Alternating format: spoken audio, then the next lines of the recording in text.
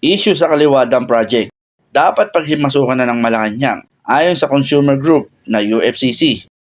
Sa Saturday News Forum sa Quezon City, inakusahan ni UFCC National President Rodolfo Javellana Jr. ang MWSS ng umano'y pangongolekta at paniningil sa water consumer para sa Kaliwadang Project.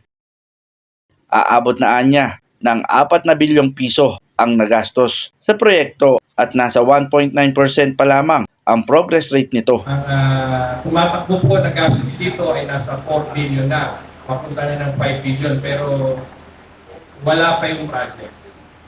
Wala pa yung tubig na kailangan na Metro Manila mula dyan sa project. Nananawagan na sila kay Pangulong Ferdinand Bongbong Marcos Jr. na linisin ang pamunuan at hanay ng MWSS. Nais nila i-take over ang MWSS at suspindihin ang mga may kinalaman sa issue.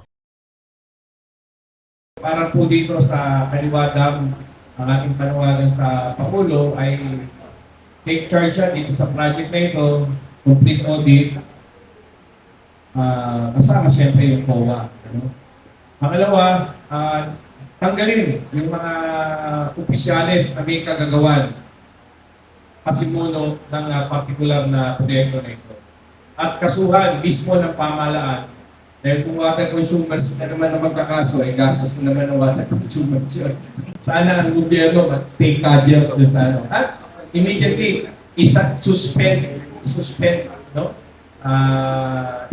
agad yung mga tao. Pinapasoli din ng UFCC ang kinolektang pera na hindi naman napakinabangan ng taong bayan. Kailangan po yung refund, kailangan po na linisin ito. Sasagutin na ng Metropolitan Water Works and Sewerage System ang aligasyon ng consumer group na United Filipino Consumer and Commuter o UFCC.